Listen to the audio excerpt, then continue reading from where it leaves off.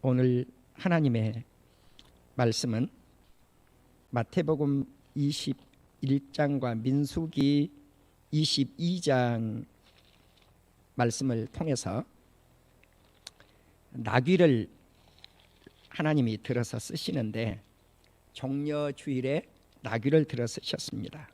그래서 이 나귀에 관한 말씀이 들어있는 마태복음 21장 그리고 민수기 22장 21절 이하를 본문으로 삼았습니다.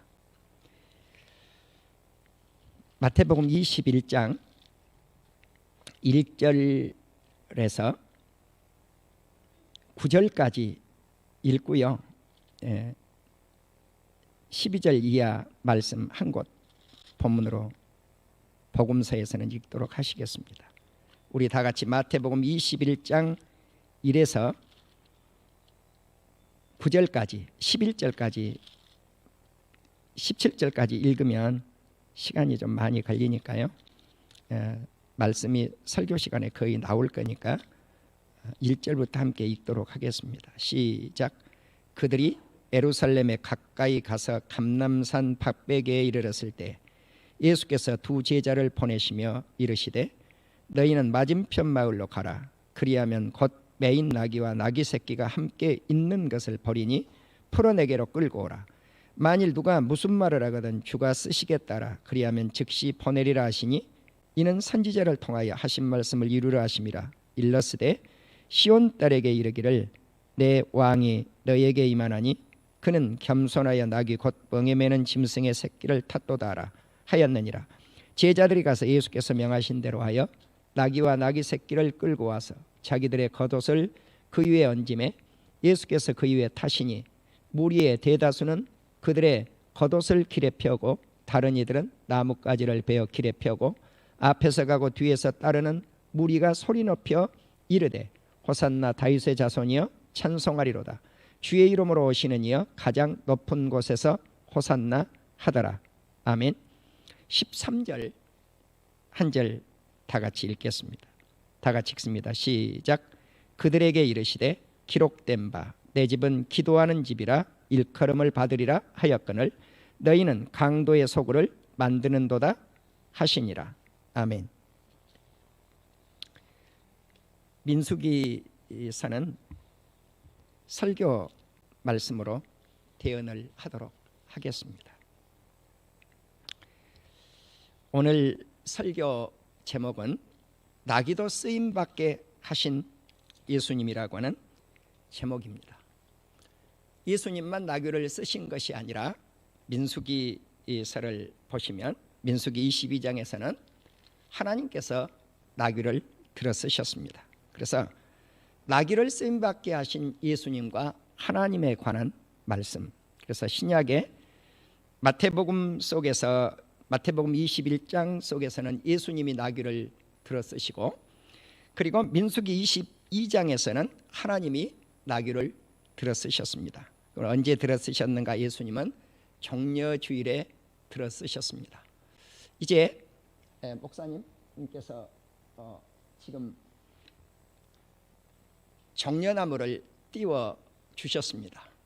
자, 그래서 우리 교회 앞에 목사님, 우리 교회 지금 강대상에 있는 이 종려나무를 좀 올릴 수 있어요? 잡기 힘드시면 그대로 저 나무만 띄워놔도 되겠고요. 우리 저 종려나무하고 우리 교회 강대상에 있는 종려나무를 한번 비교해 보십시오. 비슷하죠? 이 종려나무를 이제 우리나라 제주도를 가면 야자수 이렇게 불러요. 그런데 그 야자수가 뭔가? 종려나무입니다. 자, 그런데 이 종려나무 잎사귀를 이렇게 앞에서 보십시오. 그러면 이렇게 V자로 잎이 이렇게 갈라져 있는 것을 볼 수가 있어요. 그런데 종려나무는 종류들이 다양합니다. 그래서 이제 이렇게 세트가 밸런스는 맞지 않지만 종려나무 종류를 이렇게 두 종류를 올려 놓았습니다. 그래서 야자수 그렇게 부르기도 하고 그러는데, 이 나무는 키가 잘 자라요. 3m, 5m까지 이렇게 자라는 나무입니다. 아주 잘 자라고요. 그래서 우리 예수님이 약 2000년 전에 시온 예루살렘에 입성하실 때 호산나 다윗의 자손이여 하고 찬양을 하면서 이 종려나무 가지를 꺾어서 예수님을 환영했던 그러한 나무가 종려나무입니다. 그래서 종려주일이라고 하는 이름이 거기서 유래가 된 거예요. 요한복음 12장 13절입니다. 특별히 사람들이 종려나무 가지를 가지고 나와 예수님을 맞으러 나왔다라고 하는 이 말씀이 이제 종려주일의 유래가 되겠습니다. 그러면 종려주일, 팜 선데이 그랬단 말이죠. 주일이니까 선데이잖아요. 그럼 오늘이 어떤 날이에요? 주일이에요.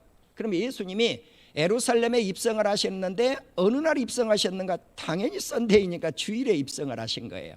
자, 그리고 이제 월요일부터 고난주간이라고 하죠. 금요일까지.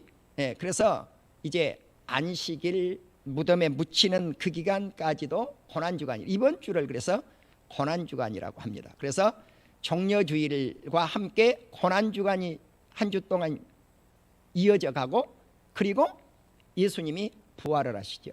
그래서 부활주일입니다. 다음 주가 그래 부활주일이에요. 그래서 이제 오늘 종려주일이라고 하는데, 그러면 이 종려나무의 유래를 우리가 한번 생각해 볼 필요성이 있을 것 같다라고 생각을 했어요. 제가 성경에서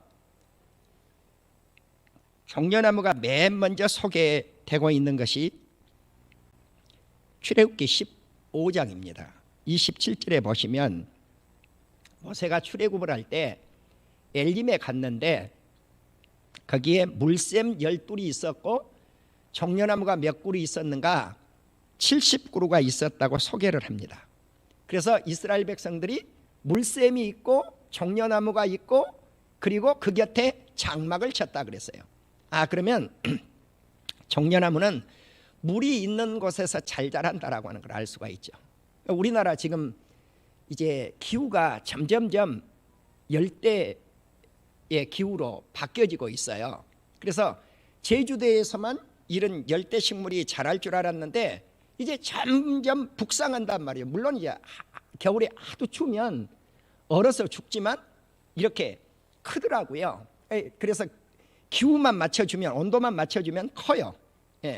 그래서 점점 열대화되고 있는 우리나라의 기후의 모습도 볼 수가 있겠고요. 그래서 이 종려나무는 열대지방 나무입니다. 그래서 우리나라에서 제일 많이 볼 수 있는 것이 제주도예요. 그래서 나는 가끔 제주도를 뭐 자주 갈지를 못합니다만 어쩌다가 몇 년에 한번 이렇게 가보면 이국적 기분이 들어요. 왜 그런가? 이 종려나무가 많이 심어져 있어요. 제주도 거리에. 그래서 이제 제주도 가면 종려나무 그렇게 부르지 않고 사람들이 뭐라고 그런다고요? 야자수 그래요. 그렇게 불러요. 그래서 이제 솔로몬이 그러면은 이 종려나무를 가지고 어떤 노래를 읊었는가 하는 것이 아가서 7장, 제가 오늘 예배를 시작할 때 그 말씀을 읽었어요. 술람의 여인과 사랑을 나누는데 이 종려나무를 예화로 들고 있는 것을 알 수가 있습니다. 솔로몬이 사랑을 나눌 때 아름다운 사랑, 화창하고 즐거운 사랑을 논하면서 여인의 키가 종려나무 같다 그랬어요. 왜 그런가? 이게 쭉쭉 뻗어서 잘 자라서 잘 큰다는 거죠. 그래서 여인의 키가 종려나무 같고, 그리고 이 종려나무 열매가 꼭대기에 열리니까 종려나무 꼭대기에 열려 있는 나무를 따려면 나무를 이렇게 올라가야 되잖아요. 수고가 있어야 된단 말이에요.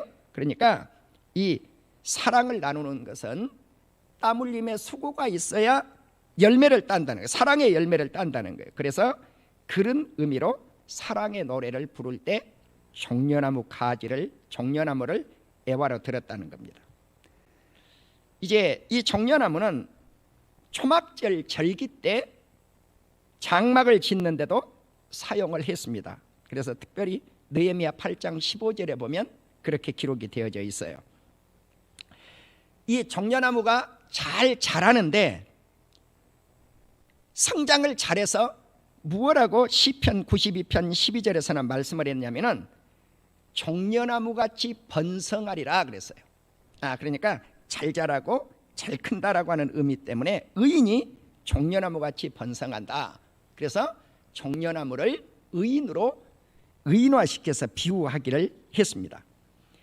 그리고 오늘 신약에서 예수님이 종려주일에 입성할 때 많은 사람들이 환영을 할 때 이 나무가지를 꺾어서 주님의 길을 예비했던, 그러할 때 종려나무를 사용했다고 하는 사실입니다. 그리고 예수님이 이 종려주일에 무엇을 타고 입성을 하셨는가? 나귀를 타고 입성을 하시죠.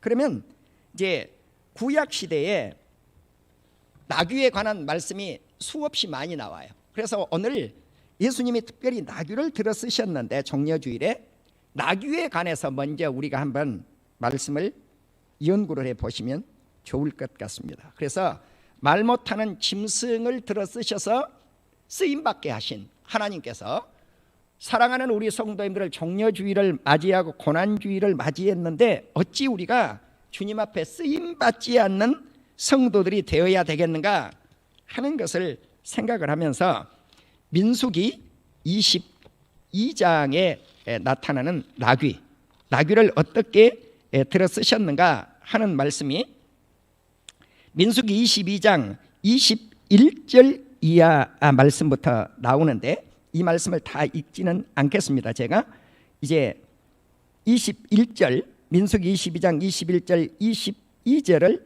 제가 한번 읽어볼게요.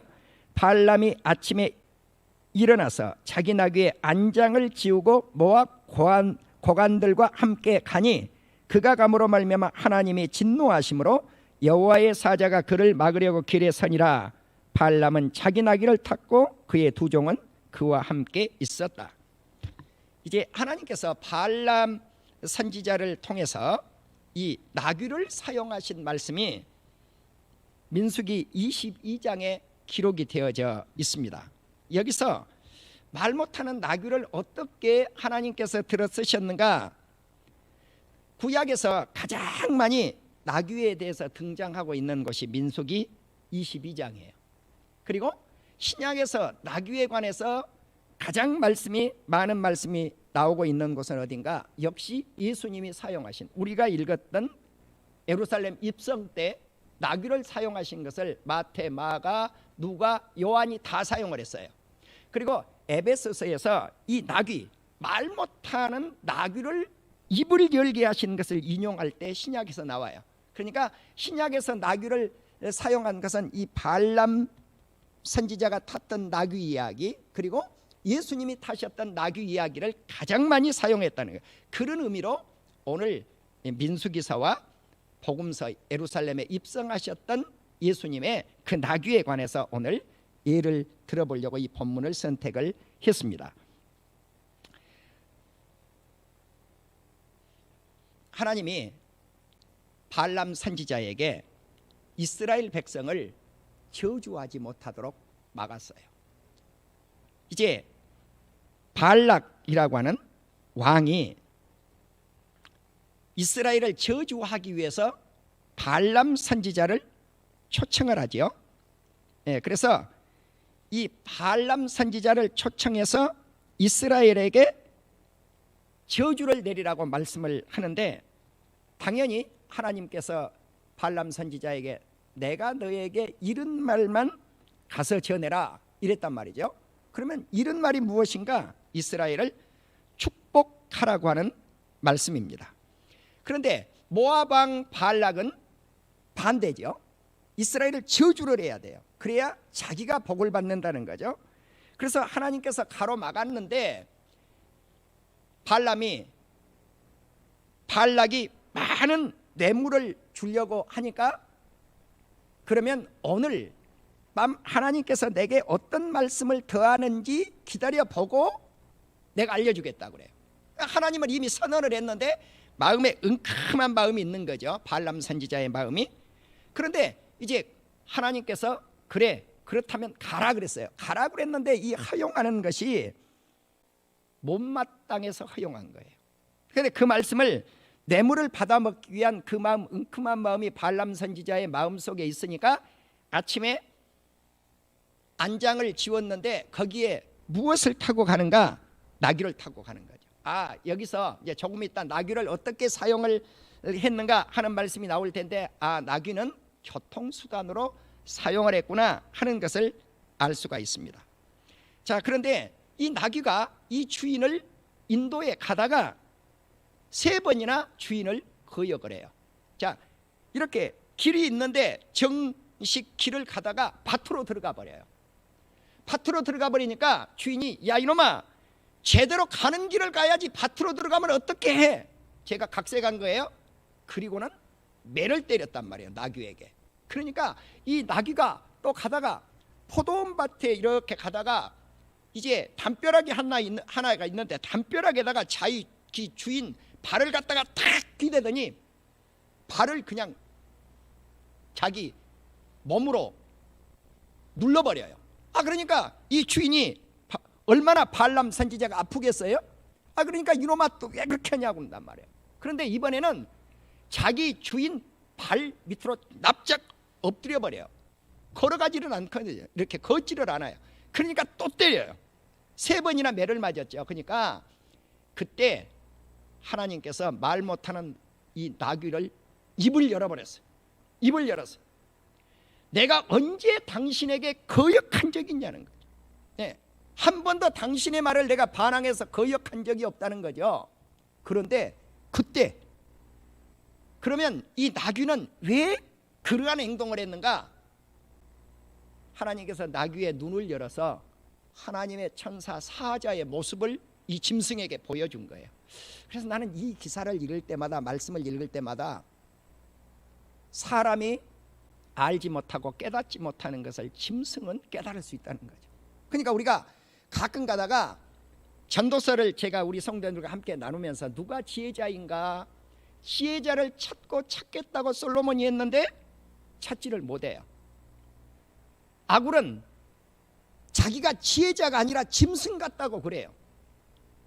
그래서 이걸 보면 정말 인간이 짐승하고 별다를 게 없구나 라고 하는 것을 이 발람에게서도 배울 수가 있어요. 그런데 이제 이 나귀가 3번이나 거역을 한 그 이유가 하나님의 사자를 보고 이런 행동을 했다는 거예요. 그래서 이제 하나님이 말 못하는 나귀의 입술을 열었는데 그때 발람의 눈을 뜨게 했어요. 영안의 눈을 뜨게 했어요. 그리고 하나님의 천사가 칼을 쫙 빼가지고 있단 말이죠. 이때 하나님이 말씀을 합니다. 나귀가 너를 살렸다는 거죠. 나귀가 그렇게 하지 않았으면 너는 이미 죽었다는 거예요. 우리는 여기서 무엇을 깨달을 수가 있느냐는 겁니다. 하나님은 말 못하는 나귀도 사용을 하셨다는 거죠. 자, 그러면 신약에서 예수님도 마찬가지로 이 나귀 가운데 스가랴 선지자가 예언한 대로, 9장에서 예언한 대로 나귀를 사용하셨는데 그 가운데서도 어떤 나귀를 사용하셨는가? 새끼. 그럼 이 새끼가 어떤 새끼인가? 암나귀 새끼예요. 암나귀 새끼를 사용을 했다는 사실입니다. 자, 그러면 이제 먼저 나귀는 어떻게 성경에서 쓰임을 받은 짐승인가 하는 것을 한번 생각해 보시도록 하겠습니다. 먼저 재산, 부를 상징할 때 나귀가 등장을 합니다. 그래서 성경에서 나귀가 가장 먼저 등장을 하는 것은 창세기 12장이에요. 창세기 12장인데 그럼 누구겠어요? 창세기 12장이니까 배경이 아브라함이죠. 아브라함이 기근이 들어서 애굽 땅으로 내려가게 돼요. 그런데 자기 아내 사레가 너무 예쁘죠.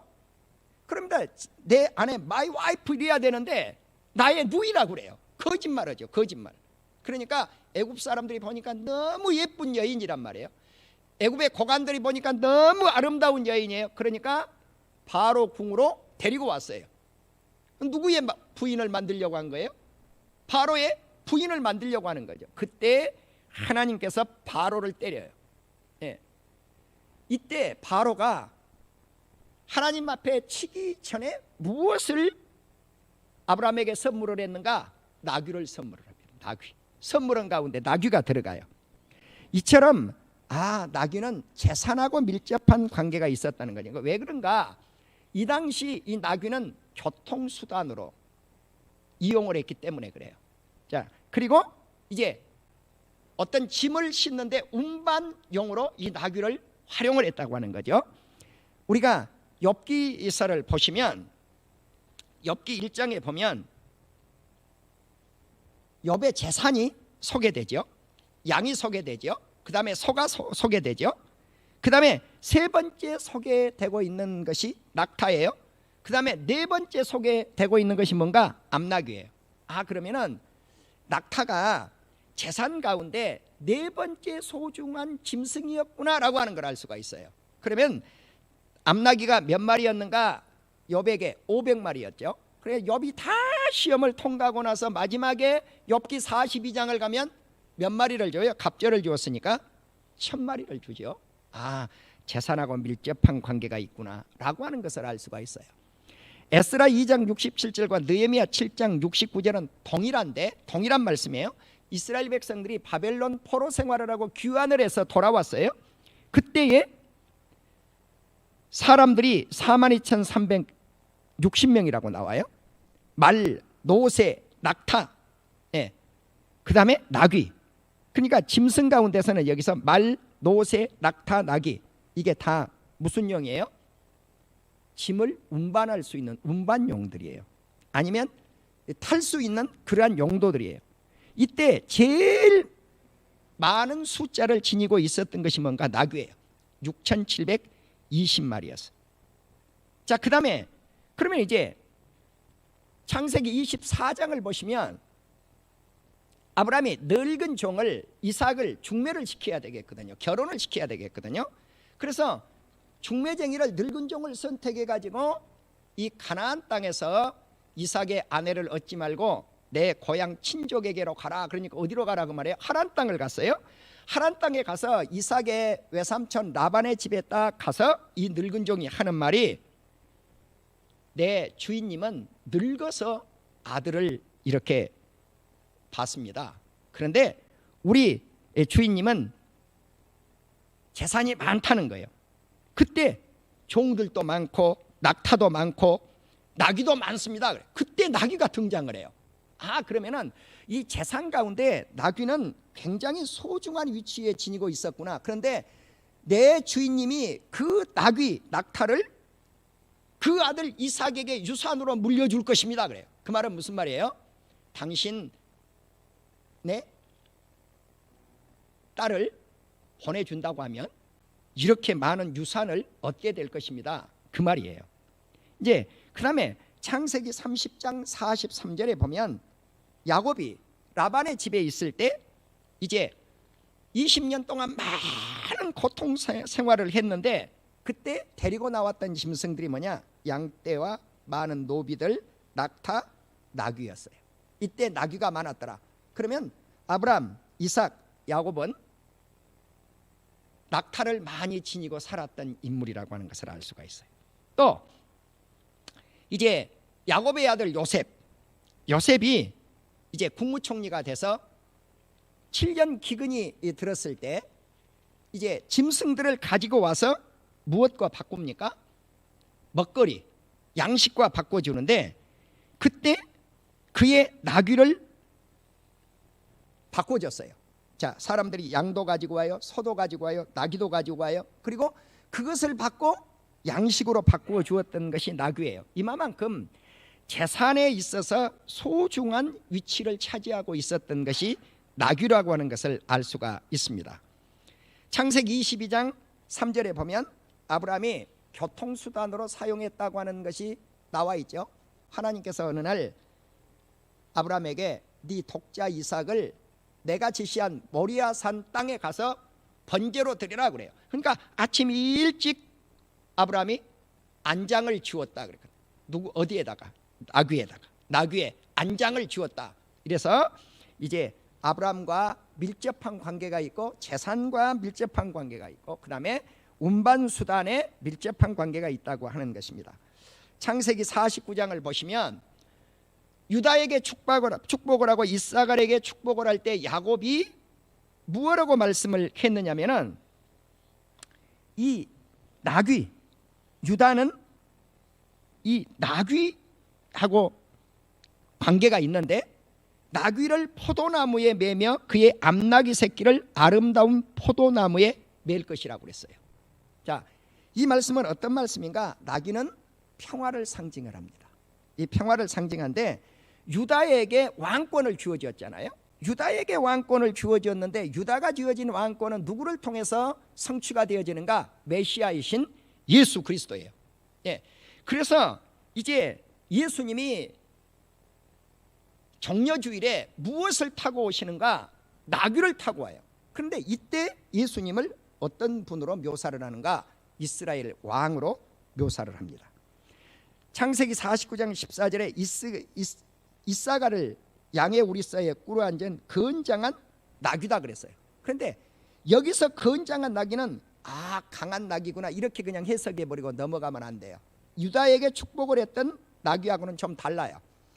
이 건장하다고 하는 것은 원문의 뜻은 뼈, 힘이라고 하는 뜻인데 거친 노동을 해야 먹고 살 수 있을 것이다 라고 하는 말씀이에요. 그러니까 유다에게 복을 빌었던 것하고는 조금 다르다고 하는 것입니다. 또 민수기 31장을 보시면 모세가 미디안과 전쟁을 해서 전리품으로 획득을 했던 것 가운데 양과 소와 나귀가 등장을 해요. 그래서 그때 나귀가 6만 1,000마리를 전리품으로 획득을 했어요. 그래서 그것 가운데 500분의 1을 이제 전쟁에 나갔던 군인들에게 주었던 500분의 1을 레위인들에게 주었고 레위인들은 그것을 받아가지고 10분의 1, 11조를 하나님 앞에 드렸어요. 예, 그것이 공물을 드렸다 그렇게 나와요. 성경에 보면 좀 어려운 말을 썼어요. 공물이 뭔가 500분의 1 가운데 10분의 1을 드렸어요. 예, 그렇게 해서 전리품도 하나님 앞에 드렸는데 그 가운데 나귀가 들어있었다는 거죠. 이사야 1장 3절에 보면 소는 그 임자를 알고 나귀는 그 주인의 구유를 알지만은 이스라엘은 알지 못한다. 그러니까 이스라엘이 짐승 새끼만 더 못하다 그 말씀이에요. 이 말씀을 하고 있어요. 자, 우리는 이처럼 소는 그 임자를 알고 나귀는 그 주인의 구유, 먹이통을 안다는 거죠. 먹이통을 알아요.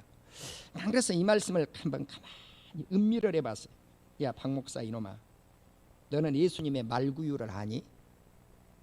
너는 예수님의 말구유도 제대로 모르잖아. 그런데 나귀는 그 주인님의 말구유를 안단다. 예, 먹이통을 아는 거예요. 먹이통을. 예. 그래서 우리는 오늘 이 말씀 속에서 나귀가 이렇게 평화를 상징하고 주인을 잘 섬기고 주인의 입장에서는 재산으로서 소중한 짐승이었고 라고 하는 것을 없어서는 안 될 소중한 자산이었다는 거죠. 자, 그런데 그러면 예수님이 나귀를 타고 오실 것을 어떤 선지자가 예언을 했는가? 스가랴 9장 9절에 보니까 스가랴 선지자가 예언을 한 거예요. 시온에 따라 크게 기뻐할지어다, 예루살렘에 따라 즐거이 부를지어다. 자, 예루살렘에 입성하실 때 많은 사람들이 크게 기뻐하고 크게 즐거워서 소리를 외치는 것, 이것이 스가랴서가 이미 예언을 하고 있다는 거죠. 그런데 이 말씀 스가랴 9장 9절을 마태가 그대로 다 인용을 하지를 않고 딱 잘라가지고 인용을 한 거예요. 보라, 내 왕이 내게 임하나니 그는 겸손하여 나귀를 타시나니 나귀의 작은 것 나귀 새끼니라. 이 말씀만 잘라가지고 인용을 한 거예요. 그러면 뭘 인용하지 않았는가? 시온에 따라 크게 기뻐할지어다, 예루살렘에 따라 즐거이 부를지어다. 이 말씀을 쏙 빼버렸어요, 마태가. 그리고 또 뭘 빼버렸느냐?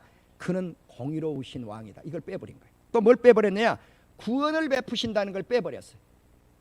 우리는 빼버릴 일이 아니에요. 이 말씀을 여기서 스가랴 9장 9절에서 인용을 한다면, 내가 마태였다면 이 말씀을 다 집어넣겠다는 거죠.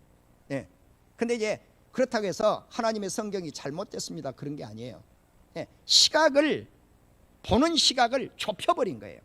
자, 그러면 이제 시온이 뭔가? 시온에 따라, 시온은 예루살렘이에요.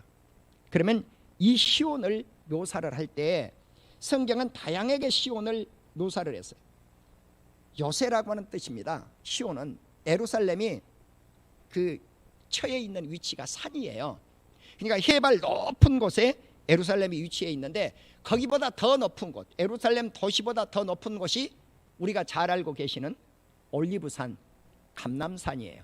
그러니까 감람산에서 이렇게 예루살렘을 한참 내려다봐야 되죠.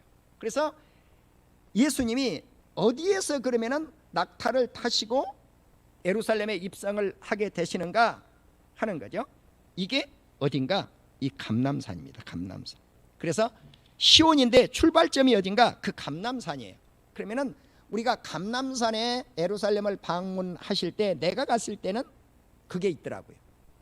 감람산에 가는데 우리 교회 이 강대상에서 저 끝부분 우리 교회 나가는 정도 될 거예요. 그러니까 몇 메타 되질 않아요.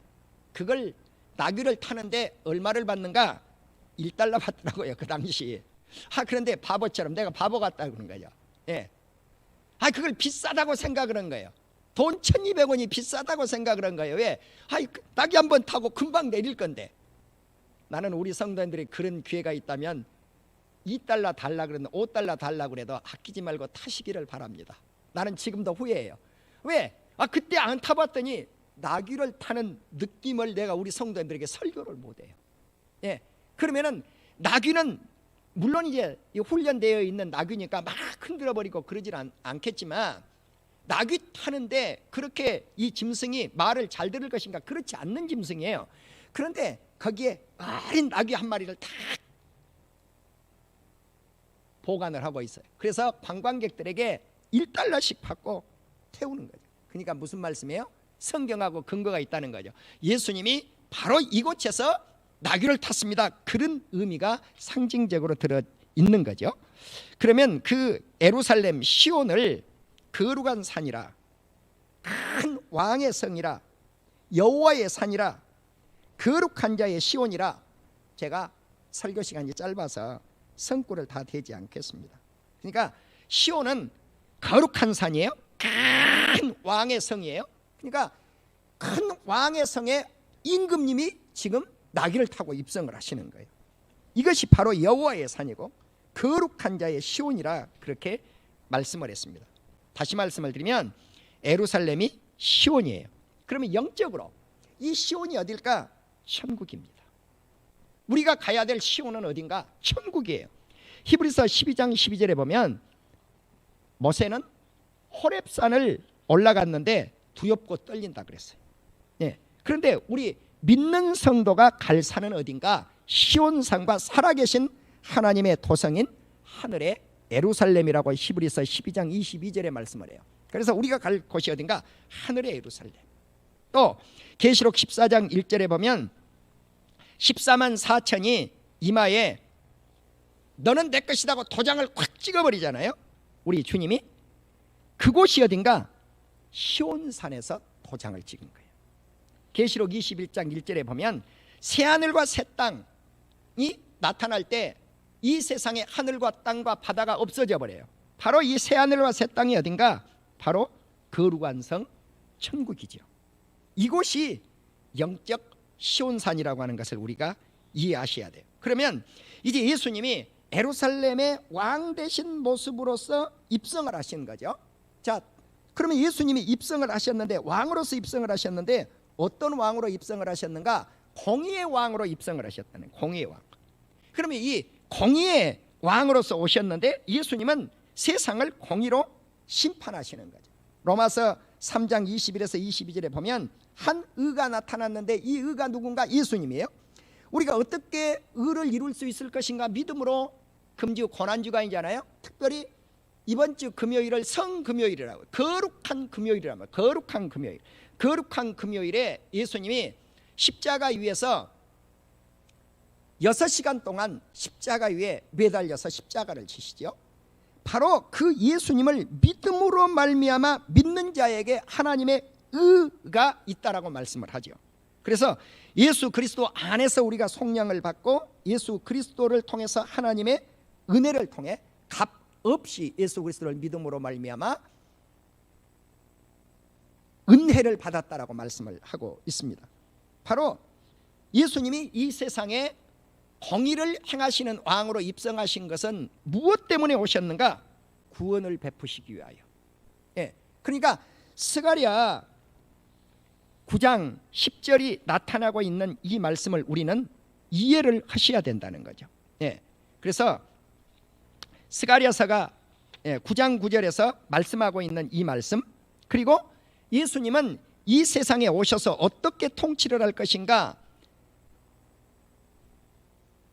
공의의 하나님, 공의의 예수님, 그리고 구원의 주님을 말씀을 하고 스가랴 9장 10절에서는 예수님의 통치권의 영역을 말씀을 하는데, 그의 통치는 바다에서 바다에 이르고 유브라데 강에서 땅끝까지 이른다. 예수님이 복음 전파를 할 때 예루살렘과 유다와 사마리아와 땅끝까지 이르러 내 증인이 되리라. 예수 그리스도의 나라의 통치권은 온 우주에 속해 있다는 거죠. 그래서 이 세상의 모든 영역이 우리 예수님의 통치권의 영역인 것까지도 스가랴서가 예언을 하고 있는 것을 알 수가 있습니다. 이제 다음으로 예수님이 구원을 하기 위해서, 이스라엘을 구원을 하기 위해서, 온 인류를 구원하기 위해서 예루살렘에 입성을 하시는데, 그 백성들이 소리 높여서 다윗의 자손이여 하고 찬양을 했죠. 그러면 호산나 다윗의 자손이여 찬송하리로다 했을 때 이 호산나의 뜻이 뭐냐? 호산나, 구원한다라고 하는 뜻이에요. 자, 그러니까 구원이라고 하는 것이 생략되었지만 사람들은 호산나 다윗의 자손이여 했단 말이죠. 그래서 이 속에, 호산나 속에 구원의 의미가 들어있다는 것입니다. 이 호산나라고 하는 말씀은 히브리어 야사, 히브리어는 야사인데 제발 오라고 하는 의미가 들어있어요. 그러니까 헬라어 호산나와 히브리어 야사, 제발 오, 이것이 결합해서 시편 118편 25절에 보면 제발 구원하소서 그랬어요. 제발 구원해 주소서, 이제는 구원하소서, 이런 의미의 뜻이 있어요. 그래서 여호와여 구하옵나니 이제 구원하소서, 여호와여 구하옵나니 이제 구원하소서. 그래서 호산나의 의미가 시편 118편 25절과 밀접한 관계가 있습니다 라고 하는 것을 이해하셨으면 좋겠습니다. 여기 가장 높은 곳에서 호산나 하리라, 주의 이름으로 오시는 이여 가장 높은 곳에서 호산나 하리라. 그런데 이제 호산나 다윗의 자손이여 찬송하리로다, 찬양받으소서, 이 말씀을 보시면 어떤 성경들을 보면 복이 있도다 그래놨어요. 복이 있도다. 예. 왜 그러면 이 복이 있도다 이 말씀이 나왔을까? 어떤 성경을 보면 찬양받으소서, 우리말 성경이 원문대로 잘 번역이 된 거예요. 근데 영어 성경을 보시면 다 복이 있도다 그래놨어요. 내가 그래서 일일이 한번 찾아봤어요. 성경들을. NIV 성경, 고영민 박사님, The American Standard Bible, 킹제임스 버전, ESV, 거의 영어 성경은 찬양받으소서 이렇게 하지 않고 복이 있도다 그랬어요. 그러면 왜 그래놨는 거죠? 왜 그래? 왜 이런 번역이 나왔느냐는 거죠. 그 이유를 알아야 돼요, 우리 성도님들이. 이것은요 잘 보셔야 돼요. 어떤 주석들 보면 이거 잘 지적을 하고 있질 않아요. 시편 118편 26절을 인용하다가 보니까 그렇게 된 거예요. 여호와의 이름으로 오는 자가 복이 있으며 그랬단 말이죠. 예, 여호와의 이름으로 오는 자가 복이 있으며, 예, 주의 이름으로 오시는 이여 가장 높은 곳에서 호산나 하더라. 이 말씀을 시편 118편 26절을 그대로 인용을 하니까 많은 영어 성경들이, 고영민 박사님 같은 그런 분들이 여호와의 이름으로 오시는 자여 복이 있으며 라고 번역을 했다는 사실을 기억해 주시기를 바랍니다. 이제 많은 사람들이 예수님이 예루살렘에 입성을 하시니까 소동이 일어나죠. 도대체 이 사람이 누구냐는 거죠. 그러니까 무리가 이르되 갈릴리 나사렛에서 나온 선지자 예수니라. 그러니까 예루살렘에 입성하신 예수님을 이해하기를 사람들이 구원자로서, 메시아로서 이해를 하는 것이 아니라 모세와 같은 선지자, 엘리야와 같은 선지자, 스가랴와 같은 하나의 선지자로 이해하고 말았다는 것이죠. 그리고 이제 이 마태가 생략을 해버리고 말았는데, 무화과나무를 보시고 저주하신 내용이 나오죠. 다른 복음서를 보시면 그리고 무화과나무가 뿌리채 마르고 난 후에 예수님이 그 다음에 하셨던 일이 무엇인가? 예루살렘 성전에 입성을 하셔요. 이게 성전 청결 운동이에요. 그래서 우리는 예수님이 성전 청결 운동을 어떻게 하셨는가 하는 것을 잠깐 말씀을 드리고 오늘 말씀을 맺도록 하겠습니다. 예수님은 종려주일에 나귀를 타시고 입성을 하셨다라고 하는 말씀과 함께 그는 평화를 상징하는 나귀, 그리고 이 나귀 속에서 잊어버리면 안 될 것 하나가 있는데 그것이 무엇인가? 겸손이에요. 겸손. 예. 왜 예수님이 나귀 새끼를 타셨느냐? 그것도 나귀 새끼를 타셨는가? 우리는 여기서 이 말씀을 조금 보충하고 성전 청결로 들어갈게요. 예수님의 낮아지심은 초림 때 마구간에 내려오시잖아요. 말마구간에 예수님이. 그리고 한 나라의 왕이라면 왕으로서 예루살렘에 입성을 하시는데, 온 인류의 왕으로서 입성을 하시는데 어떻게 나귀, 그 가운데서 나귀 새끼를 탔을까 하는 거예요. 그리고 예수님 말씀을 하잖아요. 제자들에게 매여 있는 나귀와 새끼가 있을 텐데 끌고 오라. 그러면 누가 내가 그렇게 소중한 내 자산, 부를 상징하는 나귀를 풀어줄 수 있느냐는 거죠.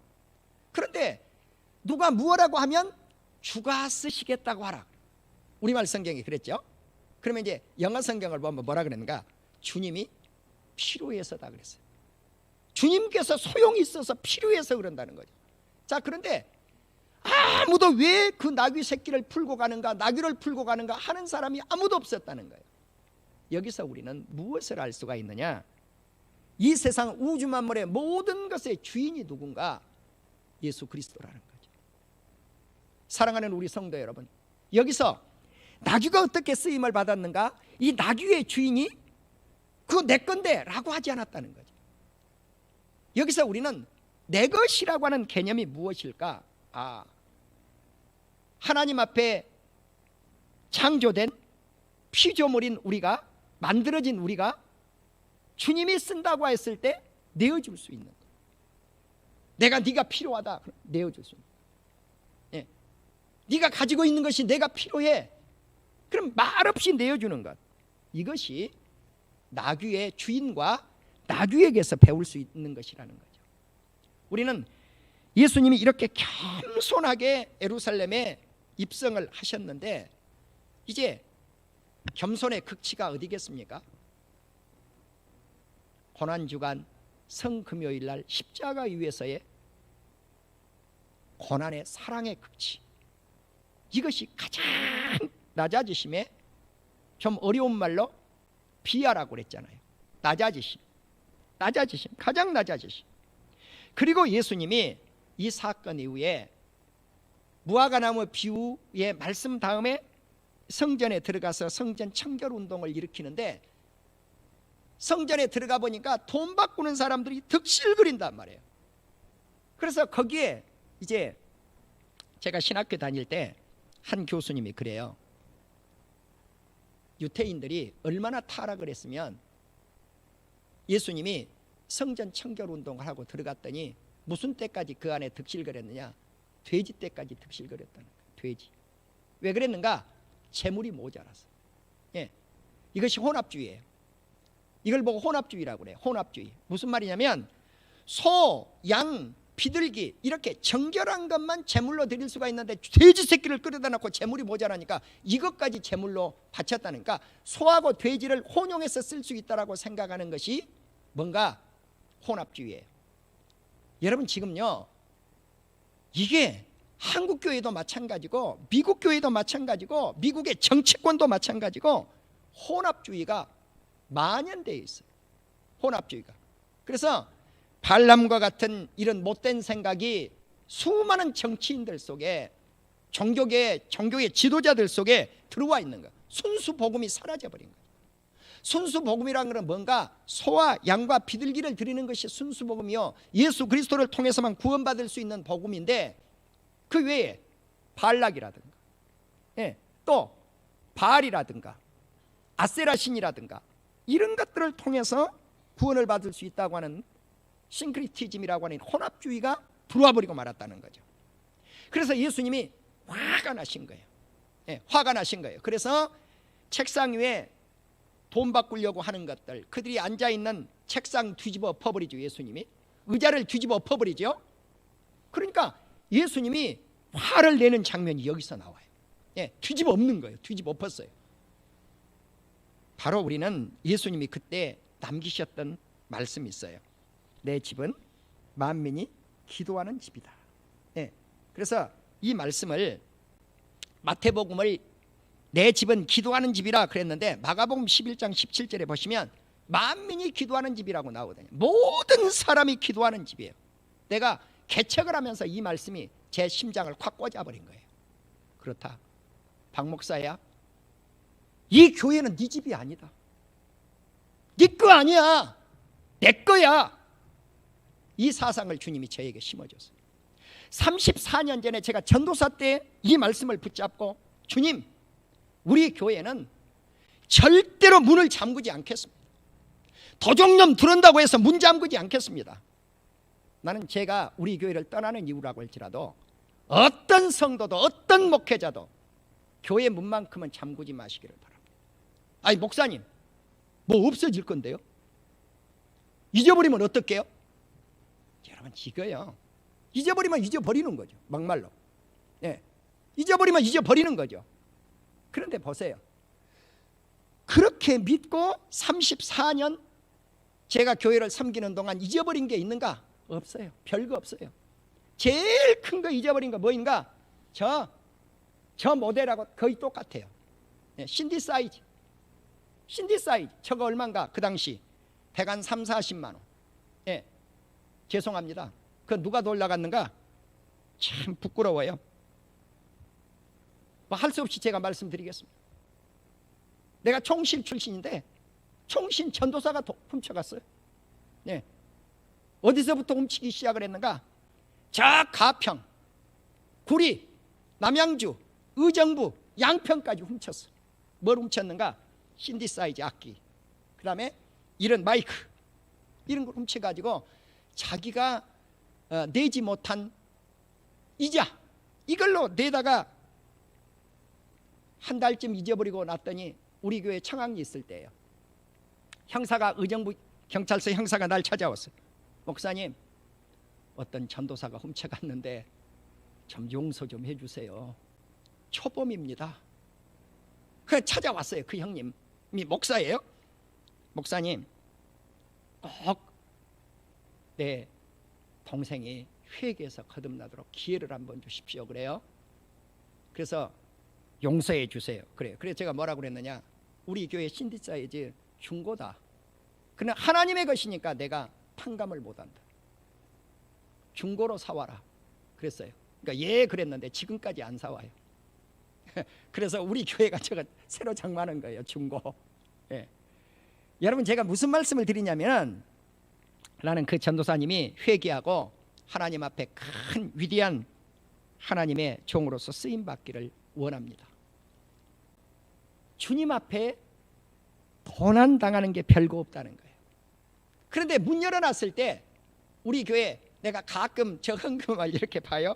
이쪽으로 이거 한 이후에 헌금하면은 뭐 몇십만 원 이렇게 들어있다든가 100만 원이 들어있다든가, 여기 교회 이전 이쪽으로 해온 이유는 없어요. 그러나 옛날 저쪽 교회에 있을 때 우리 교회는 가끔 100만 원도 들어있고 30만 원도 들어있고 50만 원도 들어있고 몇만 원도 들어있었는데, 교회 문을 열어서 하나님 앞에 드린 것이 엄청나게 많아요. 할렐루야. 나는 그래서 이 땅에 사시는 우리 목사님들과 성도님들이 속지 않기를 주님의 이름으로 축원합니다. 교회는 문을 열어놓으면 하나님이 물질을 갖다 부어놓지 잊어버린 게 없단 말이에요. 잃어버린 게 별로 없어요.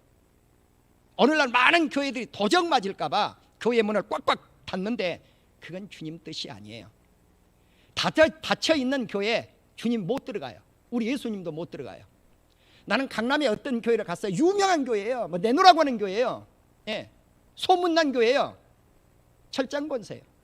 야, 이 교회에 내가 강남까지 와서 그래도 본당 가서 한번 기도 한번 해보면 좋겠다. 꽉꽉 잠겨 있어. 그래 내가 뭔 좋은 교회냐고 그랬어요. 예, 대한민국에서 뭐 소문난 교회인데 뭔 좋은 교회냐 이거예요. 자기들끼리만 예배 드릴 때만 문 딱 따고 들어가서 예배 드리는 교회일 뿐이지. 여러분 속지 마시기를 바랍니다. 좋은 교회, 나쁜 교회의 기준이 수가 있는 그것만 기준이 아니에요. 주님의 말씀대로 따라 사는 것, 그것이 좋은 교회가 나쁜 교회고, 말씀대로 행할 수 있느냐 없느냐, 이것이 소중해요. 나는 이 말씀을 통해서 우리 한국교회가, 모든 교회가 문이 열리는 역사가 있기를 주님의 이름으로 축원합니다. 죄송합니다. 제 이빨을 앞일을 했더니 지금 이 순간에 푹 빠져버립니다. 네, 그래서 할 수 없이 제가 손으로 받았습니다. 이해해 주시기 바랍니다. 이제 말씀을 맺겠습니다. 사랑하는 우리 성도 여러분, 종려주의를 맞이해서 우리는 나귀처럼, 나귀의 주인처럼 쓰임받는 하나님의 사람들이 되기를 주의 이름으로 축원합니다. 그리고 고난주간을 맞이해서, 종려주의를 맞이해서 이번 주 우리 사랑하는 성도님들이 기도로 승리할 수 있기를 원합니다. 우리 총회가 종려주의를 맞이해서 어떻게 기도할 것인가, 우리 시차례 목사님들이 당신네 교회는 어떻게 기도하겠습니까? 그러면서 이렇게 1번, 2번, 3번 그렇게 왔어요. 내용이 뭐라고 왔느냐, 밤 10시에서 12시까지 기도하겠습니다. 밤 12시에서 2시까지 기도하겠습니다. 시간 나는 대로 새벽에 하나님께 드리겠습니다. 그래서 1번, 2번, 3번 당신네 교회는 어떻게 드리겠습니까? 그런데 제가 아직까지 답을 안 했어요. 왜? 우리 성도님들이 어떻게 하실지 몰라서. 우리 사랑하는 성도님들이 어떤 방법을 선택하든 이번 주 기도하는 일에 소홀하지 않기를 주의 이름으로 축원합니다. 기도하십시다.